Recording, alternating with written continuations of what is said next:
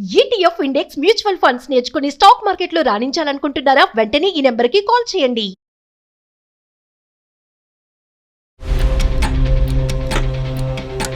మా కొడుకు యాక్సిడెంట్ లో చనిపోయారండి. అయ్యో మరి ఇలా జరిగింది కదా, అప్పులు ఉన్నాయి, వాడు బతుకుంటే తీర్చుకుంటాడు అనుకున్నాను. ఇప్పుడు మేము ముసలోనివి, నేనేమి చేయలేనప్పుడు కొద్దిగా సాయం చేయంటే ఆమె అసలు ఆ పాప అంటే ఎప్పుడు తాత అని అంటది. అన్నప్పుడు అలా చూసి మనకి ఎవరు లేరు, తాత లేరు, ఎవరు లేరు, వాళ్ళతో మాట్లాడుతుంటే మాట్లాడదు. ఇంకా తాత అన్న మాట కూడా బూత్ మాట అయిపోయింది అక్కడ. అనుకుంటాను ఒకసారి ఆ పాపను చూస్తే నా కొడుకు గుర్తొస్తాడు అని అనుకుంటాను. లేదండి, మా పాపను అప్పుడప్పుడు తీసుకెళ్తున్నారు, చూస్తున్నారు, బాగానే ఉంటున్నారండి. నేను కూడా వాళ్ళకి ఎంతో 5,000 10,000 పంపిస్తున్నాను. వాళ్ళ ఆశ కేవలం మీరు 5దో 10దో పంపిస్తారు అనేది కాదు కదమ్మా, మీరు దగ్గర ఉంటారు. ఏం చేయమంటారు? అలా అందరం కలిసి ఉండాలి. వాళ్ళు మనవరాలు అందరం దగ్గర కలిసి ఉంటే సరిపోతుంది. నేను మా అమ్మ వాళ్ళ దగ్గర ఉంటున్నానండి. అలా ఎలా అవుతుంది మామయ్య గారు? వాళ్ళకు మీరు మీ కూతురు దగ్గర ఉండండి. నేను కష్టపడి సంపాదించుకుంటున్నాను. నేను అచ్చం మీ అబ్బాయి సంపాదించి పెట్టుకోతే ఏం బతకట్లేదు కదా, నేను కూడా కష్టపడి బతుకుతున్నాను ఇక్కడ. మెయిన్గా మీ ఉద్దేశం మీ మనవరాలను చూడటానికి గురించా, లేదంటే ఇప్పుడు ఉండేటటువంటి ఆర్థిక బాధల్లో ఆ అమ్మాయి ఒక అడుగు ముందుకేసి అప్పు తీర్చమన? డబ్బు అన్నాం అనుకోండి, వీళ్ళు డబ్బు మీద ఉన్నారు అంటారు. ఇలాగ ఫ్యామిలీ అంటే ఇలాగ ఫ్యామిలీ మీద ఉన్నదే అంటారు. ఆ కాలుకి మెడకి కాలుకి వేస్తుంటారు. అప్పుడు ఉందండి. ఇప్పుడు మేము ఎలా తెలుసుకోండి? ఇప్పుడు అది ముసలిదే, నేను ముసలినే. ఇప్పుడు మాకు ఎక్కడన్నా బయట ఏమైనా పని ఇస్తారంటే పని ఇవ్వరు. దయచేసి మీ కొడుకుని పోషించే దాని గురించి, మీ కొడుకు చదువు గురించి మీరు చేసినటువంటి అప్పుకి నేను ఎలా బాధ్యురాలని అనే మాట మాత్రం అనకండి.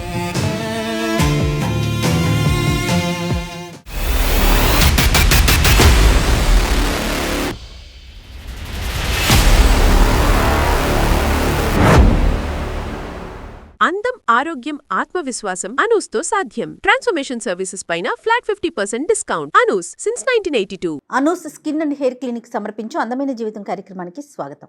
నమస్తే కళ్యాణ్. నమస్తే మేడం. వీరయ్య గారు అనే ఒక ఆయన మనకి మెయిల్ చేశారండి. ప్రపంచం మొత్తం డబ్బు చుట్టే తిరుగుతుంది. ఇది అవునన్నా కాదన్నా అందరం యాక్సెప్ట్ చేయాల్సిన విషయమే. సాధారణంగా బంధాలు, అనుబంధాలు, ప్రేమలు ఇవన్నీ కూడా డబ్బు తర్వాతనేమో కొన్ని విషయాలు వింటుంటే దీని తర్వాతనేమో ఏదైనా అనిపించేస్తుందండి. ఆయన పెట్టిన మెయిల్ని కనుక చూస్తే నేను మాట్లాడటం ఎందుకండి, ఒకసారి ఆయనతోనే మీతో మాట్లాడిపిస్తానండి. కాల్ చేస్తాను కళ్యాణ్ గారు. వీరయ్య గారు అండి.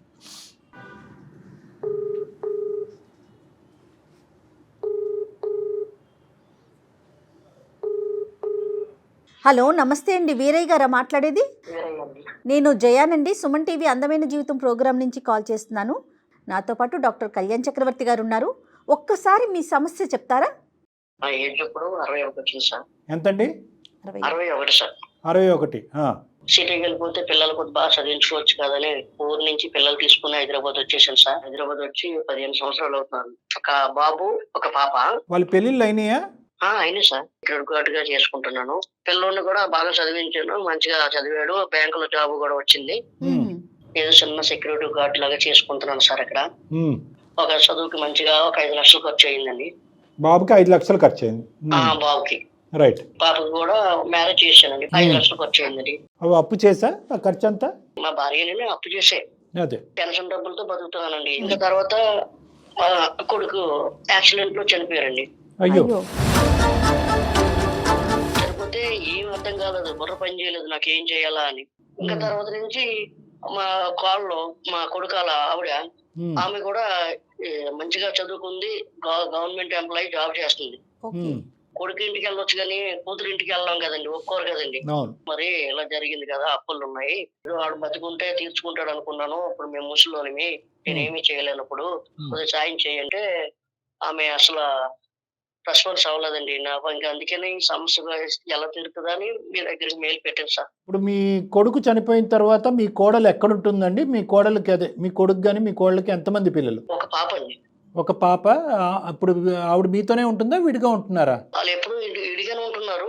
మంచి పొజిషన్ లో ఉన్నారండి, పర్వాలేదు. మంచిగా బంగారం అన్ని సంపాదించింది, పిల్లకి కూడా ఫ్లాట్లు అయి కొన్నది. కాదు, ఏం జాబ్ చేస్తుంది మీ కోడలికి అంత డబ్బులు ఉండటానికి? టీచర్ చేస్తదండి. ప్రైవేటా గవర్నమెంటా? గవర్నమెంట్ అండి. మీ అబ్బాయి చనిపోకముందు మీకు మీ కోడలికి లేదంటే మీ ఆవిడకి మీ కోడలికి ఏమైనా సమస్యలు ఉన్నాయా? పెళ్లి చేసిన తర్వాత మా మాట ఇన్ని కూడా కదండి ఎక్కువ. ఆ, ఇంకా ఆమెతోటే ఇంకా అంత ఖర్చు పెట్టడం, ఇవన్నీ చేయడం, ఇవన్నీ చేసుకున్నాడు. బతుకున్నప్పుడు కూడా మీ కొడుకు మీకేమీ చూసుకోలే? చూసుకోలే. అల్లుడు ఉన్నాడంటే అది చూడడు. ఎవరండి? అల్లుడు. అల్లుడు ఉన్నాడంటే చూడడు కదండి. కూతురు అల్లుడు వాళ్ళ దారి వాళ్ళదే. అంతే. ఆ, ఆమెకి ఫస్ట్ నుంచి ఆరోగ్యం బాగోదండి. ఆవిడకి కూడా ఆరోగ్యం బాగాలేదు. ఆరోగ్యం బాగోదు. ఇంక నేనే ఇంకా ఈ వాచ్మెన్ చేసి ఆ డబ్బులతోటి ఆ మాత్రలు, టాబ్లెట్లు ఇవన్నీ పట్టుకొని వచ్చి నేను ఇంకా అలాగే కూరగాయలు అవి ఇలా చేసుకుంటూ ఉంటున్నాం అండి. కోడల దగ్గర నుంచి మీరు ఏం వస్తున్నారు? బతుకున్నప్పుడు మీ కొడుకే చూడండి, చనిపోయిన వాళ్ళ గురించి మనం తప్పుగా మాట్లాడలేదు. ఇప్పుడు రేపు ఏదైనా జరిగింది అనుకోండి, పలానా అప్పు చేసాడు, ఇలా పోయింది, ఆ చెడ్డ పేరు ఉంది కదండి. అందుకనే వాళ్ళ దగ్గర డబ్బులు ఉన్నాయి కదా, అదేదో కొద్దిగా అప్పు తీర్చేస్తే కొద్దిగా హ్యాపీ అనిపిస్తుంది, కొద్దిగా ప్రశాంతంగా ఉండొచ్చు అని. మనవళ్ళు మనవరాలతో ఆడుకునే వయసు ఏదో మా దగ్గరలో అలా ఉంటే మాకు గింజ చెప్పని పర్లేదు, ఏదో మేము ఎలా బతుకుతాం, కానీ మా దగ్గరలో ఉంటే కొద్దిగా బాగుంటుంది అని అనుకుంటాను సార్. అంతే సార్. ఓన్లీ అప్పు పాయింట్ ఆఫ్ వ్యూవా, ప్రేమ ఆప్యాయతల పాయింట్ ఆఫ్ వ్యూవా? కొడుకు కూతురు మనవరాలు కదా సార్. ఇప్పుడు ఎలాగా మా కొడుకు బతుకున్నప్పుడు కలిసి ఉండలేకపోయాం, కనీసం ఇలాగన్నా తర్వాత మా మనవరాలు నా కోళ్ళు మేము అందరం ఒక దగ్గర కలిసి ఉంటే. వేరే గారు ఎంత అప్పు తీరింది, ఇంకెంత అప్పు ఉంది? 5 లక్షలు ఉంది సార్. ఇంకా అలాగే ఉంది, అసలు అలాగే ఉండిపోయింది, వడ్డీ కడుతున్నారు అంతే. నాకు ఒక చెప్పారండి ఇలా చెప్తే అందుకనే మీకు నేను మెయిల్ చేశాను సార్, లేకపోతే నాకు అది కూడా తెలియదు. అసలు మీతో ఫోన్లో అయినా మాట్లాడుతోందండి మీ కోడలు కానీ మనవరాలు కానీ? ఇంతవరకు ఎప్పుడైనా మాట్లాడారా? లాస్ట్గా ఎప్పుడు మాట్లాడారు? మా కాళ్ళు అండి అరుంధతి టైప్ లో ఉంటదండి. మీరు సెక్యూరిటీ జాబ్ చేస్తూ మీరు ఈమెయిల్ ఎలా పంపించారు? అదేం చదువుకోలేదు సార్, ఉంటారు కదా సార్, చదువుకున్న కుర్రోళ్ళు ఉంటారు కదా సార్, పక్కలంట. సరే సరే. ముందు నా పరిస్థితి నాన్న ఎలాగని బతిమలుకుంటే ఆ కుర్రోడు చేశాడు సార్. ఒక కుర్రోడు. మీ కోడలు అరుంధతి లాగా అంటే ఏంటి? ఇప్పుడు గొడవ చూస్తుందండి, ఎప్పుడు గొడవే. మేము ఈ వయసులో మేము ఏమాడుతామండి? కాదు, మీరు ఆడవలసిన అవసరం లేదు, కానీ ఇప్పుడు మీరు ఆవిడ ఇంటికి వెళ్తారా? ఆవిడ మీ ఇంటికి వచ్చిందా ఈ మధ్యకాలంలో ఎప్పుడైనా? ఆఖరిసారి ఎప్పుడు ఫేస్ టు ఫేస్? ఇలా అసలు ఇప్పుడు మామని ఎలా చూసుకోవాలంటే సొంత నాన్నలా చూసుకోవాలా మామగారిని అంటే. ఇప్పుడు అలా చూసుకోవాలి, అలా చూసుకోదు. అప్పుడప్పుడు ఎప్పుడైనా మాట్లాడుతుందా పాప అయినా కనీసం? ఆ పాప అంటే ఎప్పుడైనా తాత అని అంటది, అన్నప్పుడు అలా చూసి మనకి ఎవరు లేరు, తాత లేరు, ఎవరు లేరు, వాళ్ళతో మాట్లాడుకుంటే మాట్లాడదు. ఇంకా ఆ పాప కూడా పిల్లలకి మెప్పేస్తున్నారు చిన్నప్పటి నుంచి. తాత అన్న మాట కూడా బూతు మాట అయిపోయింది అక్కడ. అనుకుంటాను ఒకసారి ఆ పాపను చూస్తే నా కొడుకు గుర్తొస్తాడు అని అనుకుంటాను. అయినా సరే వాళ్ళు ఇంకా మా మిస్సెస్ అయితే ఇంకా పాపం ఇంకా ఎందుకు అలా పట్టుకొని ఉంటాం, వదిలే ఎప్పుడు అయిపోయింది అని మా మిస్సెస్ అంటారు. మీ బాధ చాలా విపరీతంగా ఉంది, కాదనట్లేదు వీరయ్య గారు. కానీ ఇప్పుడు ఎవరన్నా మాట్లాడితే మరి కోడలు మీ వియ్యంకుడితో ఏమైనా మాట్లాడలేకపోయారా? మీ వియ్యంకుడు వియ్యపురాలతో అమ్మాయి ఇలా సర్ది చెప్పండి అమ్మ, ఈ వయసులో మీ అమ్మాయి కాకుండా ఎవరున్నారు మాకు, కొద్దిగా పెద్దవాళ్ళు చెప్తే వింటదేమో అమ్మాయి. పెద్ద మనుషులు కూడా చెప్పాం, విన్నదండి. వాళ్ళు చాలా కుటుంబ సభ్యులు ఇంకా ఆమె ఇంకంతే, అదే ప్రపంచం. ఇంకా వాళ్ళకి ఇంకా ఏదో బతుకుంటే మనం తీసుకుందాంలే అని అంటదండి మా మిస్సెస్. మీ మిస్సెస్ వదిలేయమని అంటారు, మీరైతే మాత్రం ఆ ప్రేమ గురించి దాని గురించి కొద్దిగా ఆర్థిక సాయం గురించి పోరాడుతూనే ఉన్నారు మీరు. అవును సార్. సరే, ఆవిడ పేరేంటండి? గౌతమి సార్. మరి మీకు ఫోన్ కలపటం వచ్చా అమ్మాయికి? అవునండి. కలపగలరా? లేదంటే మాకు నెంబర్ చెప్తే మేము కలపమా? మీరు కలపండి సార్. నెంబర్ చెప్పండి అండి. ఒక్క నిమిషం. 7019. నేను కాల్ చేస్తాను.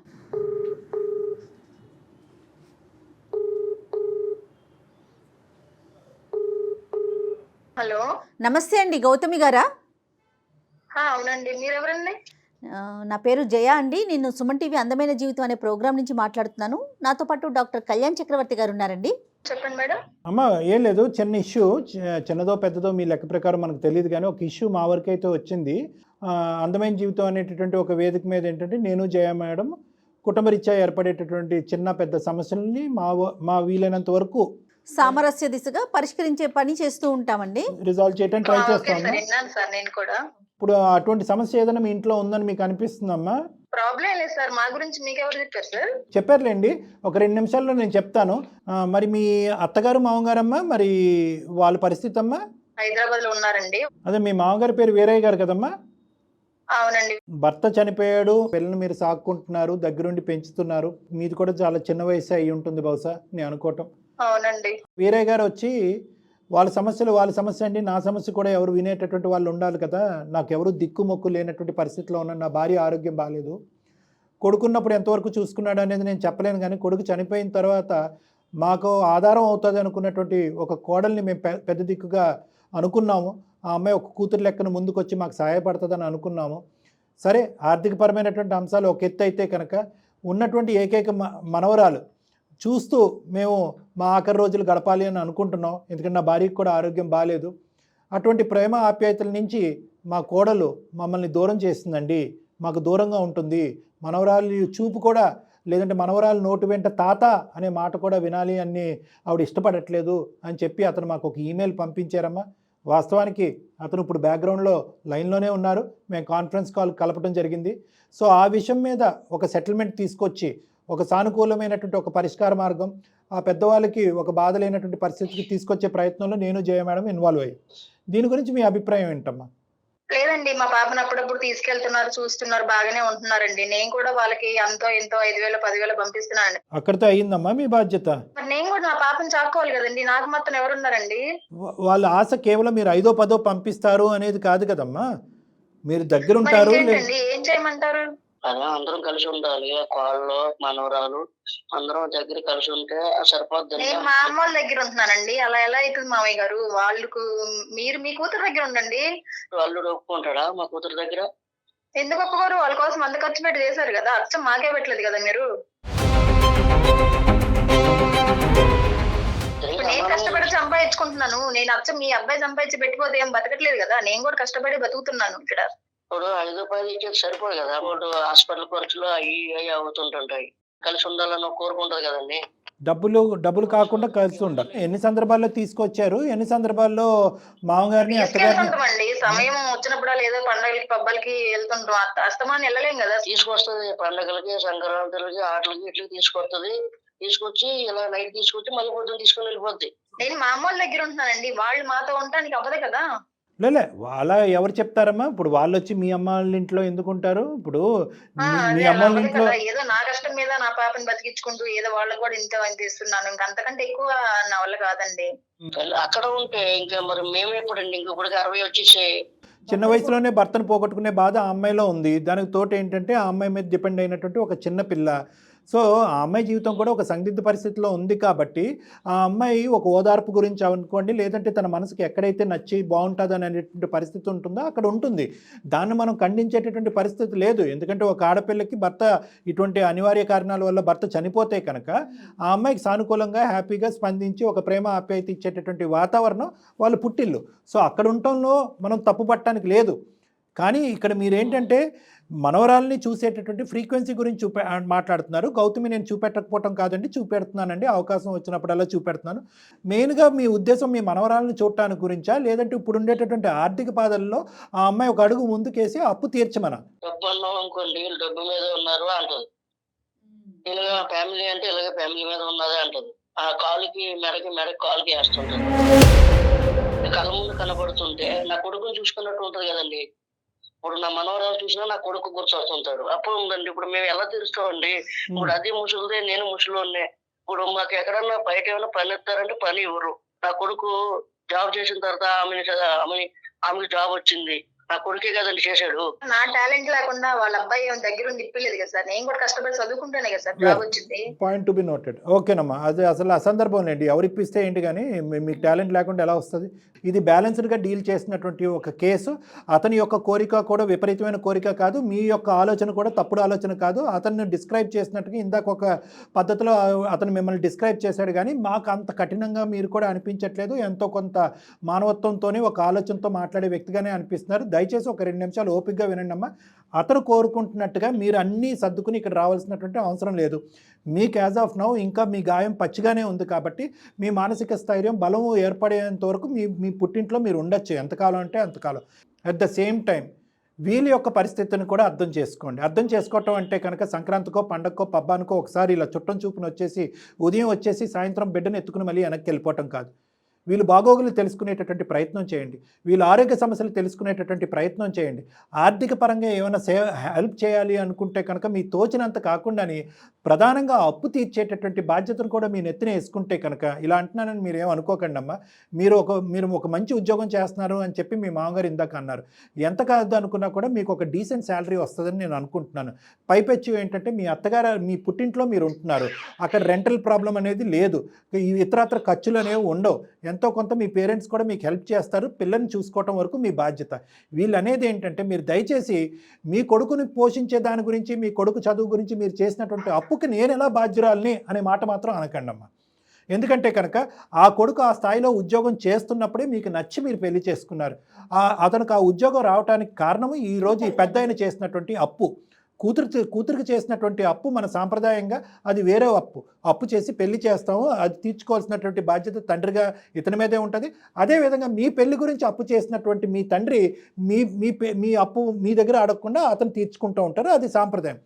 కానీ ఈ అప్పు ఏదైతే ఉందో ఇంకో స్థాయి ఉద్యోగం చేసుకునేటట్టయితే ఈ పెద్ద ఆయన ఈరోజు ఇతను మీ వరకు వచ్చి కూడా అడగడు, మేము కూడా ఈ కాల్ కలిపి ఉండేవాళ్ళం కాదు. నెంబర్ 1. నెంబర్ 2 ఏంటంటే అతనికి ఆ సెక్యూరిటీ జాబ్లో ఒక 8,000 10,000 వస్తున్నాయి. దాంతో ఆ పెద్ద ఆవిడకి మందులు కొనాలి, ఆ ఇంటి రెంట్ కట్టుకోవాలి, వాళ్ళ యొక్క ఆరోగ్య పరిస్థితులు, వాళ్ళ తిండి ఖర్చులు ఇవన్నీ చూసుకోవాలి. నేను అనేది ఏంటంటే ఒక మామగారు ఇలా కాకుండాని ఒక మానవతా దృక్పథంతో ఆలోచించండి. ఆ అప్పు మీదే నాది కాదు అనేటటువంటి మాట అనకండి. అవకాశం ఉన్నప్పుడల్లా వాళ్ళు బాగోగులు తెలుసుకోండి. అవకాశం ఉన్నప్పుడల్లా పిల్ల చేత ఒకసారి ఫోన్ కాలో వీడియో కాలో మాట్లాడిపించండి. సెలవులు వచ్చినప్పుడు పిల్లని అక్కడ తీసుకెళ్ళి ఒక రాత్రో ఒక 2 రాత్రులు అక్కడ ఉంచండి. వాళ్ళకి కూడా ఒక విధమైనటువంటి స్థైర్యం, ధైర్యం, ఒక ప్రేమ ఆప్యాయతలు బిల్డ్ అవుతాయి, ఒక బాండ్ అనేది క్రియేట్ అవుతుంది. ఆయన మధ్యలో వదిలేసి వెళ్ళిపోయాడు, రేపు నేను మధ్యలో వెళ్ళిపోతే నా పాప పరిస్థితి ఏంటి సార్? నేను కూడా మా పాప గురించి ఆలోచించాలి కదా సార్. పాప గురించి ఆలోచించొద్దు, పాపను పెంచొద్దు, పాపను స్కూల్కి పంపించొద్దు అని అనట్లేదమ్మా. మీకు ఉండేటటువంటి అవకాశాల్లో అది టైం అవనియండి, ఆర్థికపరమైనటువంటి అవకాశం అవనియండి, ఇంకోటి అవకాశం ఎంతో కొంత. ఇప్పుడు ఆ పెద్ద ఆయన ఏమంటున్నాడు, అప్పు అనేటటువంటిది నాకు భారమైంది అంటే వాళ్ళు వడ్డీ ఒకటి కట్టుకుంటున్నారు ఇన్ని సంవత్సరాలు బట్టి, 5 లక్షలు అలాగే ఉండిపోయింది. ఒక పక్క నుంచి అనారోగ్యంతో బాధపడుతున్నటువంటి ఒక భార్యని చూసుకోకపోవడం, ఇంకో పక్క నుంచి ఏంటంటే ఇతను కూడా వయసు మీద పడింది, 61 సంవత్సరాలు ఎంతో వచ్చినాయి, అతని ఆరోగ్యం కూడా అంతంత మాత్రమే ఉంది. సెక్యూరిటీ జాబ్ అంటే అంత ఈజీ కాదు, ఉదయం నుంచి సాయంకాలం వరకు అక్కడే నిలబడాలి. సో ఇటువంటి పరిస్థితుల్లో ఏంటంటే మీ బిడ్డను మీరు చూసుకోండి, మేము కాదనట్లేదు. కొద్దిగా ఆర్థికపరమైనటువంటి సహాయం పాయింట్ ఆఫ్ వ్యూ ఏంటంటే ఆ సహాయం to clear of the loan, ఆ లోన్ క్లియర్ చేసేటటువంటి బాధ్యతను మీరు తీసుకుని ఆ తర్వాత మాటలు పెంచేటటువంటి బాధ్యత, బిడ్డను అక్కడ పంపించేటటువంటి బాధ్యత, ప్రేమ ఆప్యాయతలతో అందరూ కలిసి ఉండేటటువంటి బాధ్యతలు కూడా మీరు తీసుకోండి. ఎందుకంటే మీ దగ్గర ఇందాకటి నుంచి అన్నీ వింటున్నాం, కానీ ఎక్కడ కూడా మా అత్తగారు ఇలాంటిదండి, మా మామగారు ఇలాంటి వాళ్ళండి, పెళ్ళైన తర్వాత మమ్మల్ని ఇలా ఇబ్బంది పెట్టారనే మాట ఎక్కడా మీరు అనలే. సో ఆ విధంగా ఎక్కడ కూడా మీ సంసార జీవితానికి, మీ సుఖానికి వాళ్ళు ఎప్పుడు కూడా ఒక అడ్డు రాలే. ఈరోజు వాళ్ళు దిక్కుతోచిన పరిస్థితి వల్ల మీ దగ్గరికి దాసోహం అనుకుంటూ మీ దగ్గరికి వచ్చి చేయి చాచి నిలబడ్డారు. అది ఒక మానవతా దృక్పథంతో అర్థం చేసుకోండి. మీరు ఆలోచిస్తాను సార్, నేను కూడా ఆలోచిస్తాను. ఒక పాజిటివ్ కోణంతో ఆలోచించండి అమ్మా. అట్లీస్ట్ మీరు ఏంటంటే ఇది అనవసరం అండి, నేను తాళలేనండి, ఈ ఒత్తిడి నేను చూడలేనండి అనేటువంటి ఉద్దేశంతో టప్మని ఫోన్ పెట్టలేదు, ఆలోచిస్తామని అన్నారు. దాంతవరకు నేను సంతోషం. ప్రధానంగా ఇక్కడ కావాల్సింది ఏంటంటేనమ్మా, ముఖ్యంగా ఇక్కడ కావాల్సింది ఏంటంటే కమ్యూనికేషన్ అమ్మా, కమ్యూనికేషన్. మీరు మనవరాలతో సంతోషం అమ్మా, అంతవరకు సంతోషం, చాలా హ్యాపీ. ఓకే వీరయ్య గారు, మీ కోడల మాట విన్నారు కదా, గౌతమి గారి మాట. అప్పు తీర్చే బాధ్యత తంది, ప్రేమ ఆప్యాయతలు అనేటటువంటిది పంచిచ్చే బాధ్యత మీది. ఒకప్పుడు కోడలు ఏదైనా బిజీగా ఉండి ఫోన్ మాట్లాడలేకపోయినా మీరే ప్రత్యేకంగా పనిగట్టుకుని ఫోన్ చేయాలి.